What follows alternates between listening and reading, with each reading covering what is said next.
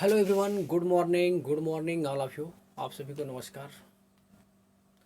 तो हम लोग जो है गास प्रमेय को बहुत अच्छे से पढ़ चुके थे और उसी में एक छोटा सा एप्लीकेशन होता है कि हम लोग गास प्रमेय जब हम लोग प्रूफ किए थे तो वहाँ पे आप लोगों को मैंने बताया था कि आवेश जो है हम लोगों ने इसके अंदर लिया था।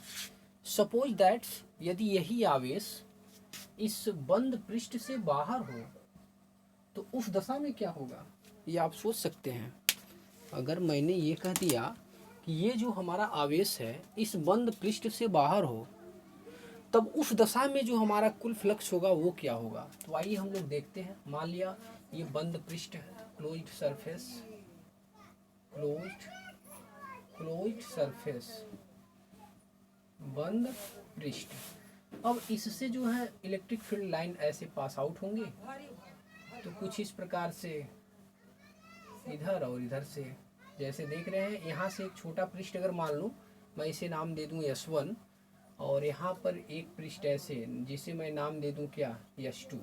तो आप देख रहे हैं S1 जो पृष्ठ है इससे विद्युत बल रेखाएं प्रवेश कर रही हैं और S2 पृष्ठ से विद्युत बल रेखाएं बाहर निकल रही हैं। तो मैंने आपको फ्लक्स का कॉन्सेप्ट बहुत अच्छे से बताया था कि यदि विद्युत बल रेखाएं किसी पृष्ठ की ओर आती हैं तो वह ऋणात्मक फ्लक्स को बताता है और यदि विद्युत बल रेखाएं किसी पृष्ठ से बाहर की ओर निकलती हैं तो वह धनात्मक फ्लक्स होता है। तो यहाँ पर से दो प्रकार से हमें फ्लक्स मिलेगा।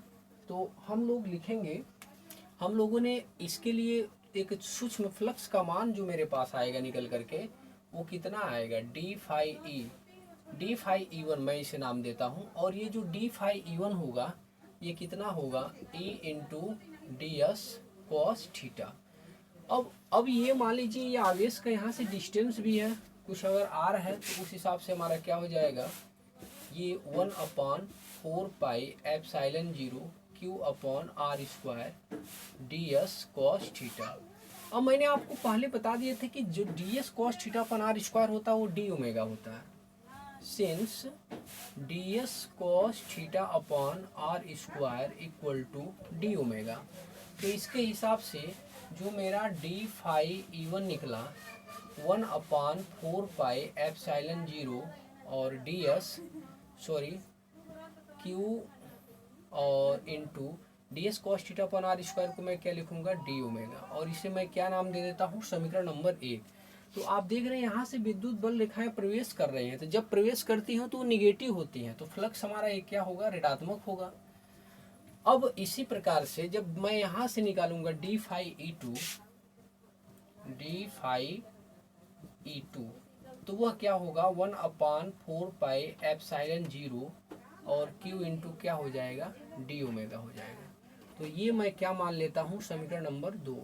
अब जब हम लोग कुल फ्लक्स की बात करेंगे, कुल फ्लक्सों की संख्या, कुल फ्लक्सों की संख्या यानी टोटल इलेक्ट्रिक फ्लक्स, तो कुल फ्लक्सों की संख्या फाई ई, तो मैं दोनों को ऐड कर दूंगा डी फाई ई वन और प्लस में डी फाई ई टू।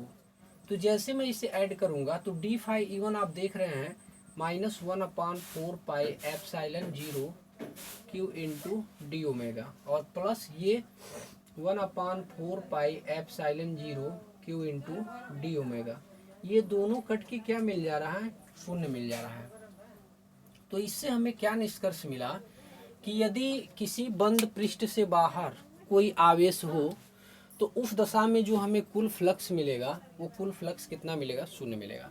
तो ये प्रश्न बहुत छोटा सा है लेकिन बहुत इंपॉर्टेंट है, आप इसे वेरी इंपॉर्टेंट भी लगा सकते हैं। इसलिए वेरी इंपॉर्टेंट है क्योंकि गास का प्रमेय जब पूछेगा कहेगा गास के प्रमेय को सिद्ध कीजिए और ये भी दिखाइए कि जब हमारा आवेश इस बंद पृष्ठ से बाहर है तो उस दशा में जो कुल फ्लक्स होगा वो कितना होगा। तो आप लोग ऐसे दिखा सकते हैं, मान लीजिएगा एक क्लोज एक बंद सतह हमारा, एक इसको अगर हम मैं नाम दे दूं क्या, यस, तो इसी में एक छोटा सा पृष्ठ S2 है और एक छोटा सा पृष्ठ S1 है। अगर आवेश मैं यहाँ मानता हूँ तो यहाँ से विद्युत बल रेखाएं ऐसे निकलेंगी, तो कुछ विद्युत बल रेखाएं इस छोटे से पृष्ठ से प्रवेश करेंगी, तो जहाँ प्रवेश करती हैं वह ऋणात्मक फ्लक्स वहाँ होता है और जिससे होकर के बाहर निकलती हैं वो धनात्मक फ्लक्स होता है। तो एक बार हम लोग इसके लिए E1 का मान निकालेंगे, ये सूक्ष्म स्मॉल सरफेस है तो इसके लिए स्मॉल फ्लक्स भी हमें काउंट करना होगा।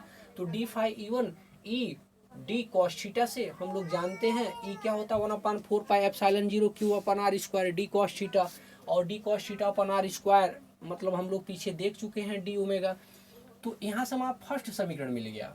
अब इसलिए ये है कि वो ऋणात्मक फ्लक्स यहाँ पे बनेगा तो इसलिए यहाँ नेगेटिव साइन है, और जब बाहर निकलेंगे इलेक्ट्रिक फील्ड लाइन तो वहाँ पे धनात्मक फ्लक्स होगा, तो ये हमारा प्लस में होगा। दोनों को ऐड कर देंगे, बहुत आसानी से हमारा जो है शून्य आ जाएगा। तो ये अपने आप में एक बहुत अच्छा प्रश्न है। तो आई होप आपको ये वीडियो अच्छा लगा होगा। अगर ये वीडियो आपको अच्छा लगा है तो इसे प्लीज़ लाइक कीजिए, शेयर कीजिए और सब्सक्राइब कीजिए। और एक चीज़ और है, जो लोग हमसे नए जुड़े हैं हमारे पुराने सभी वीडियो को देखें, तभी उन्हें आगे बेहतरीन फिजिक्स समझ में आएगा। तो थैंक्स फॉर वॉचिंग, नमस्कार।